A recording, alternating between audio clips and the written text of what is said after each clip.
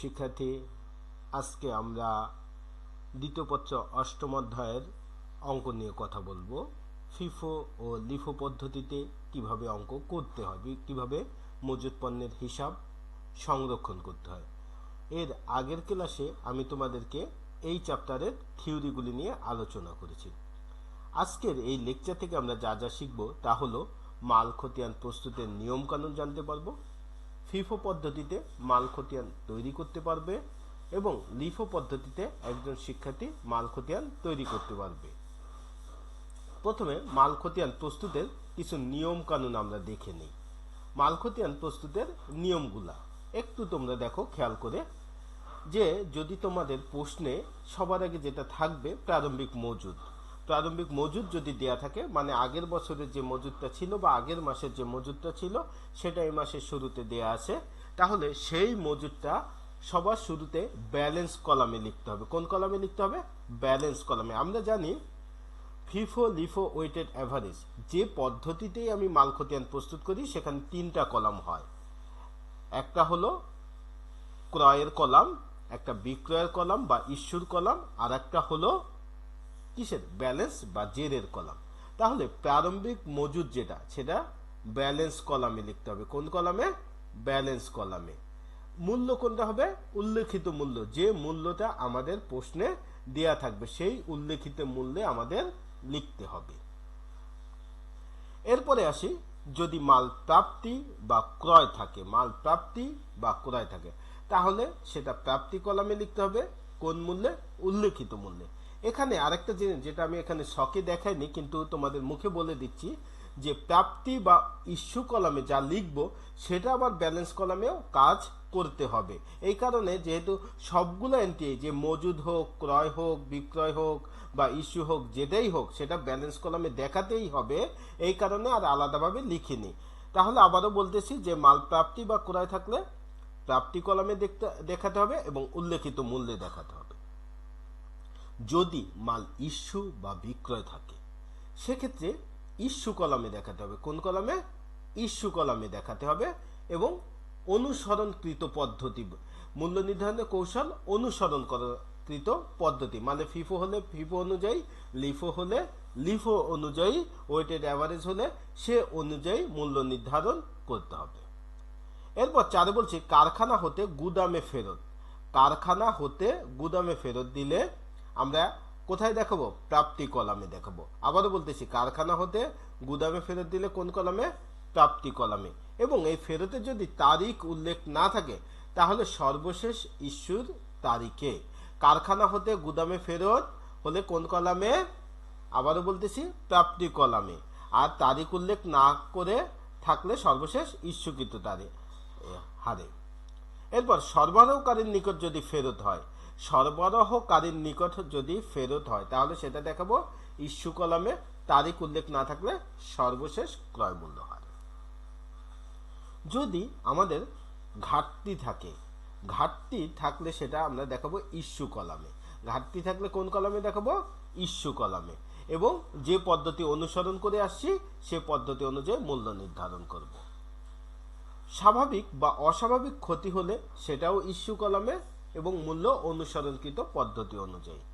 এরপর এক উৎপাদন বিভাগ থেকে অন্য উৎপাদন বিভাগে যদি মাল স্থানান্তর করি তাহলে সেটা আমাদের মাল খতিয়ানে আসবে না। আবারও বলতেছি, এক উৎপাদন বিভাগ থেকে অন্য উৎপাদন বিভাগে মাল স্থানান্তর করলে সেটা কি করবে না?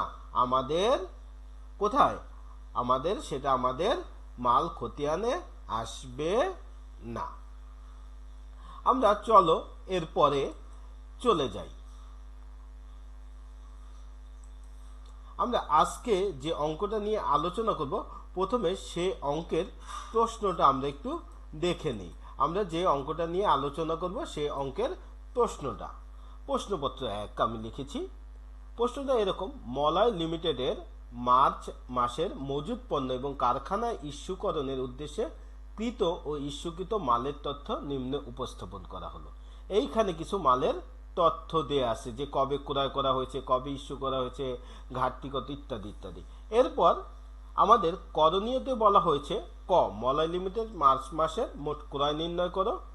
খ, ফিফো পদ্ধতিতে মাল খতিয়ান প্রস্তুত করো, গ লিফো পদ্ধতিতে মাল খতিয়ান প্রস্তুত। সুপ্রিয় শিক্ষার্থী, এবার তাহলে চলো আমরা অঙ্কটা করা শুরু করি। প্রথমে ক নাম্বারে আমার ছিল মলয় লিমিটেডের মার্চ মাসের মোট ক্রয় নির্ণয় করতে হবে।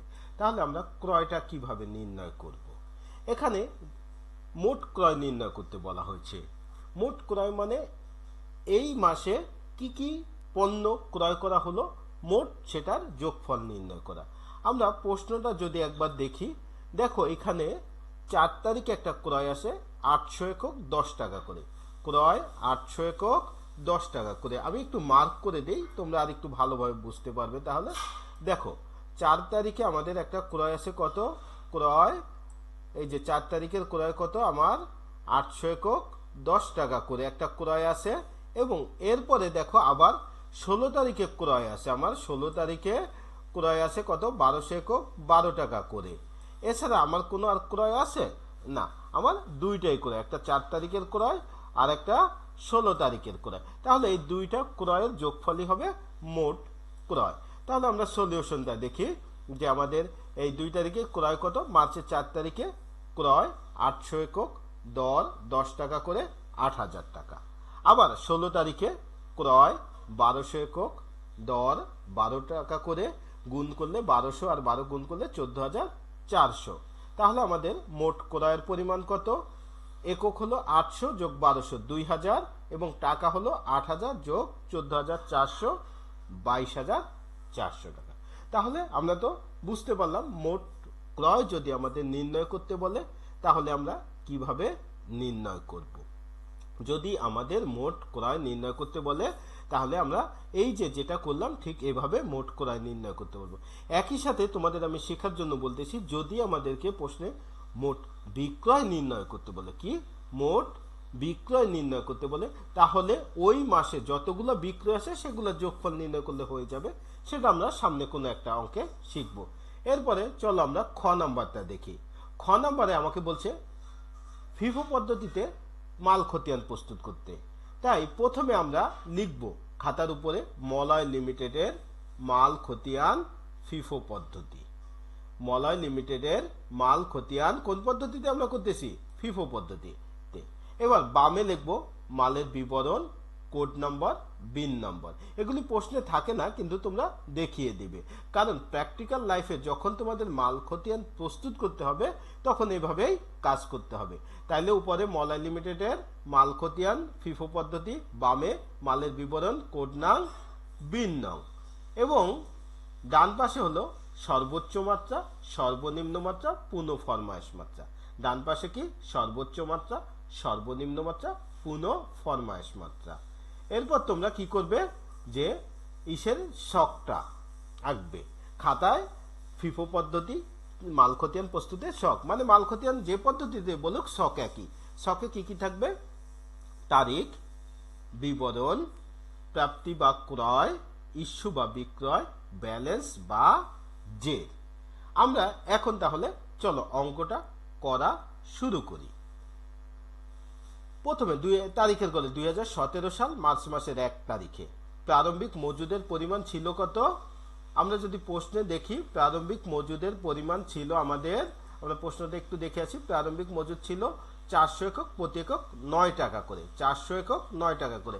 তাহলে আমরা এটা সরাসরি কোথায় বসাবো, ব্যালেন্সের ঘরে বসাবো। এই যে 400 একক 9 টাকা করে, আর মূল্য হবে গুণ করে। আমি তোমাদের আর একটু হাইলাইট করে আরেকবার দেখাচ্ছি যে দেখো ভালো করে। এই যে প্রারম্ভিক মজুদ কত, প্রারম্ভিক মজুদ 400 একক 9 টাকা করে, টোটাল 3600 টাকা, 3600 টাকা। ওকে, এরপরে আমরা আবার প্রশ্ন দেখি। এরপরে আমাদের কি আছে, এরপর আমাদের প্রশ্নে ছিল 4 তারিখে ক্রয় 800 একক 10 টাকা করে, ক্রয় 800 একক 10 টাকা করে। তাহলে এটা আমরা দেখি আবার ক্রয়টা। এই দেখো আবার 4 তারিখে আমি একটু হাইলাইট করে তোমাদের আবার দেখাচ্ছি যে 4 তারিখের লেনদেনটা আমাদের ছিল কত, মার্চের 4 তারিখে ক্রয় করছি। তাই প্রাপ্তি বা ইস্যুর ঘরে একবার বসাবো। এই যে প্রাপ্তি বা ইস্যুর ঘরে বসালাম আমরা কত, 800, রেট ছিল 10 টাকা করে, টোটাল 8000 টাকা। এই এন্ট্রিটাই আমরা গিয়ে আবার জেরের ঘরে বসাবো। কিন্তু একটা কথা আছে, জেরের ঘরে আজকের ক্রয় বসানোর আগে আগের দিনের যে মজুদটা আমাদের, সেই মজুদটা আমার বসিয়ে নিতে হবে। তাহলে দেখো আগের দিনের মজুদ কত ছিল। আমরা যদি একটু 1 তারিখে লক্ষ্য করি, 1 তারিখে গিয়ে দেখা যায় আমার 1 তারিখে মজুদ ছিল হলো গিয়ে কত টাকা, দেখো তো 1 তারিখে মজুদ ছিল 400 একক, প্রতি একক 9 টাকা করে, 3600 টাকা। তাহলে মার্চের 4 তারিখে যখন আমি আবার ক্রয় করলাম, সেইটা বসানোর আগে প্রথমে এই মজুদটা আমরা আগে বসিয়ে নেব। 400 একক 9 টাকা করে 3600 টাকা।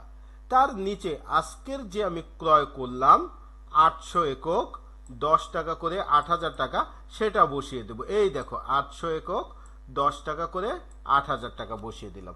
বুঝতে পারা গেছে কি করতে হবে, যে ক্রয় বা প্রাপ্তিতে প্রত্যেকবারই আগের দিনের বা আগের যে তারিখে মজুদটা থাকবে সেই মজুদটা প্রথমে বসিয়ে নিতে হবে। এরপরে আজকের তারিখে আমরা যে পণ্যটা ক্রয় করলাম বা প্রাপ্তি হলো সেই পণ্যটা আমরা বসিয়ে নিব। ওকে, দেন চলো আমরা যাই সামনের দিকে। আমরা আবার প্রশ্নটায় চলে যাই। এর আগে প্রশ্নটায় আমাকে চেয়েছিল এরপরে 10 তারিখে, মার্চের 10 তারিখে ইস্যু 800 একক। চলো তাহলে দেখি এইটার কাজ কিভাবে করব। আমরা 10 তারিখে যে পণ্যটা ইস্যু করেছি, দেখো তোমরা একটু, মার্চের 10 তারিখে আমরা পণ্যটা ইস্যু করেছি। মার্চের 10 তারিখে আমরা 800 একক পণ্য ইস্যু করেছি। কত একক? 800 একক। কিন্তু এইখানে ইস্যুর বেলায় একটা কথা আছে, যদি আমাদের একই রকমের পণ্য 800 একক না থাকে আগের দিনের মজুদ, তাহলে 2 রকমের পণ্য থেকেই ইস্যু করতে হবে। তোমাদেরকে একটু দেখাচ্ছি আমি এই জিনিসটা, একটু দেখো, হাইলাইট করে দেখাচ্ছি আমি তোমাদেরকে, যে আমাদের ইস্যু করছি 10 তারিখ, এর আগে লাস্ট আমার ক্রয় ছিল 4 তারিখ। 4 তারিখ দিন শেষে আমার হাতে 2টা পণ্য ছিল। একটা ছিল 9 টাকা দামের পণ্য যেটা 400 একক, আর একটা ছিল 10 টাকা দামের পণ্য যেটা 800 একক। এখন আজকে আমি 10 তারিখ গিয়ে ইস্যু করব 800 একক পণ্য। এখন আমি কোন পদ্ধতিতে করতেছি? ফিফো পদ্ধতি। কোন পদ্ধতিতে? ফিফো পদ্ধতি। ফিফো পদ্ধতির মানে হলো ফার্স্ট ইন ফার্স্ট আউট। প্রথম যে পণ্যটা আমার হাতে এসেছে বা আমার গোদামে ছিল সেই পণ্যটা আগে বিক্রি করব। যদি সেই পণ্যটা থেকে আমরা সমুদায় যার কাছে বিক্রি করছি তার চাহিদা পূরণ করতে না পারি, তাহলে দ্বিতীয় ধরনের পণ্য তাকে বাকিটা দিয়ে দিব। তাহলে আমরা 10 তারিখে ইস্যু করছি 800 একক পণ্য। কিন্তু এখানে প্রথম পণ্য দেখো, প্রথম পণ্য আসে কত? 400টা। প্রথম পণ্য আসে কত? 400 একক। এখন এই 400 একক পণ্য প্রথমে 9 টাকা করে ইস্যু করে দিলাম, 3600 টাকা। কিন্তু যার কাছে বিক্রয় করতেছি সে কিনবে কত? 800 একক। তাহলে আরো 400 লাগবে। সেই 400 আমরা এই 800 একক থেকে নিব।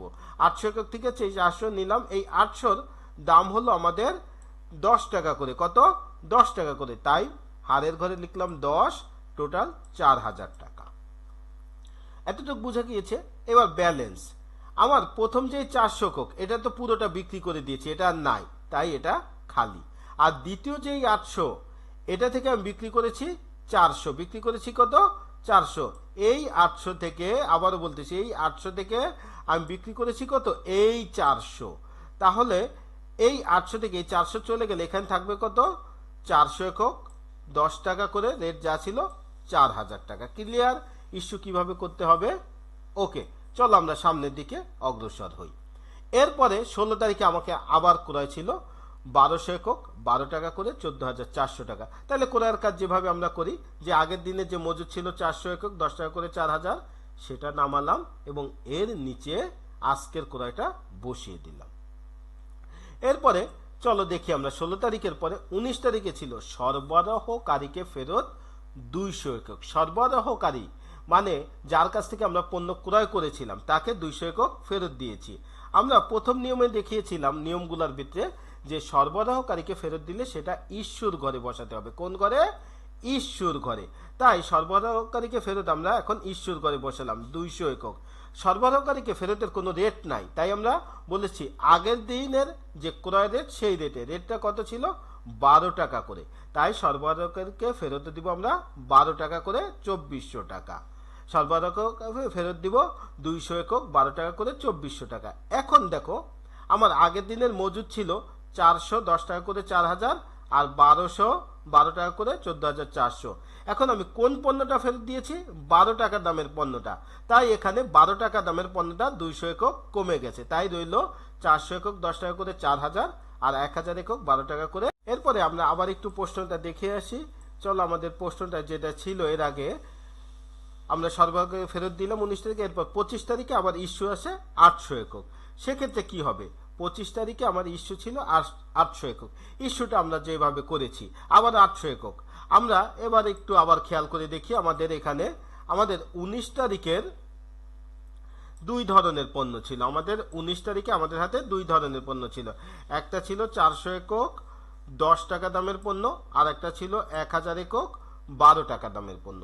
কিন্তু আমাদের ইস্যু করতে হয়েছে কত? 800 একক। ইস্যু করেছি কত? প্রশ্নে বলা আছে 800 একক। তাহলে আমরা কিভাবে ইস্যু করব? এই 400 একক যেটার দাম 10 টাকা করে, সেটা প্রথম ইস্যু করে দেই। এই যে দিলাম, দেখো ইস্যুর ঘরে 400 একক কত? 10 টাকা করে ইস্যু করে দিলাম 4000 টাকা। কিন্তু আমার কাছে আমার যে ক্রেতা তারা কিনতে চেয়েছে 800 একক। তাহলে আমি বাকি 400 থেকে দিব? এই দ্বিতীয় পণ্য থেকে। তাহলে এই 1000 থেকে এখন বাকি 400 আবার তাকে ইস্যু করে দিলাম। এই 1000 এর রেট ছিল কত? আমার 12 টাকা করে, তাই এখানে 12 টাকা করে 4800 টাকা।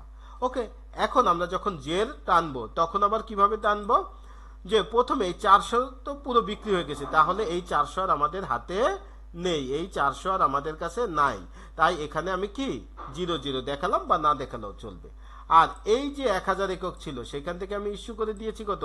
400 একক। তাহলে 1000 থেকে 400 বিয়োগ করলে আমার থাকে কত? 600 একক। রেট যা ছিল তাই, 12 টাকা করে 7200 টাকা। ওকে, এই হলো ইস্যু। এরপরে আমরা আবার দেখি আমাদের প্রশ্নে কি আছে। এরপরে আবার 28 তারিখে আছে কারখানা থেকে ফেরত 200 একক। কারখানা হতে ফেরত 200 একক।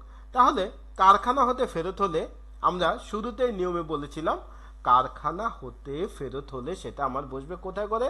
প্রাপ্তি বা ক্রয়ের ঘরে। প্রাপ্তি বা ক্রয়ের ঘরে। তাই প্রাপ্তি বা ক্রয়ের ঘরে বসালাম 200 একক। কত একক? 200 একক। ফেরতের রেট কি? সর্বশেষ যে ইস্যু ছিল সেই রেট অনুযায়ী। দেখো, সর্বশেষ ইস্যু ছিল আমার 25 তারিখে 12 টাকা করে, তাই এখানে ফেরতের রেটও 12 টাকা করে। তাহলে 200 গুণন 12, 2400। আর প্রাপ্তির ঘরে যদি আমরা বসাই সেটা আমার জেরের ঘরে যোগ করে দেখাতে হবে।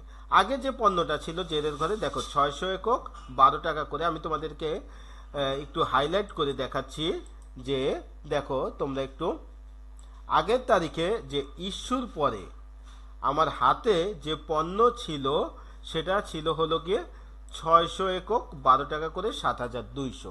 এখন আমার আবার ফেরত আসলো 200 একক 12 টাকা করে 2400। তাহলে এইটার রেটও দেখো, এইটার রেট কত? 12 টাকা করে। আর এই আগের দিনের রেটও ছিল 12 টাকা করে। তাই আমার এখনকার রেট হবে কত? 12 টাকা করে। রেট কত হবে আমার এখন?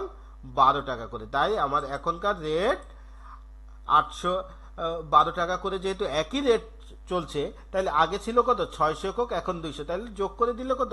800 একক। তাই আমি সব মিলে বলতে পারি যে আমার হাতে মজুদ আছে 800 একক 12 টাকা করে 9600 টাকা।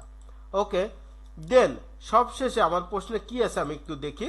আমার এখানে আছে 31 তারিখে ঘাটতি 200 একক। ঘাটতি 200 একক। আমি তোমাদের শুরুতেই বলছিলাম ঘাটতি হলে সেটা ইস্যুর ঘরে বসাতে হবে। তাহলে ঘাটতি 200 একক ইস্যুর ঘরে। সর্বশেষ যে আমাদের ক্রয়ের রেট ছিল সেই অনুযায়ী সেটা কত আছে? 12 টাকা করে। তাই এখানে 12 টাকা করে 2400 টাকা। তাহলে 800 থেকে এই 200 বাদ থাকলো কত? 600। রেট যেহেতু একই সেহেতু আর কোনো ঝামেলা নেই, 12 বসিয়ে দিলাম, গুণ হলে 7200। তাহলে আমাদের ফিফো পদ্ধতিতে সবশেষে ব্যালেন্স থাকলো 600 একক এবং টাকায় 7200 টাকা। তাহলে ফিফো পদ্ধতিতে মাল খতিয়ান এভাবেই তৈরি করতে হবে। তোমরা এই অঙ্কটা খাতায় তুলে ফিফো পদ্ধতিতে একবার করবে। আমি পরবর্তী ক্লাসে এই অঙ্কটাই লিফো পদ্ধতিতে কিভাবে করতে হবে সেটা তোমাদের দেখিয়ে দেব। আজকে তাহলে এ পর্যন্তই। ধন্যবাদ তোমাদেরকে।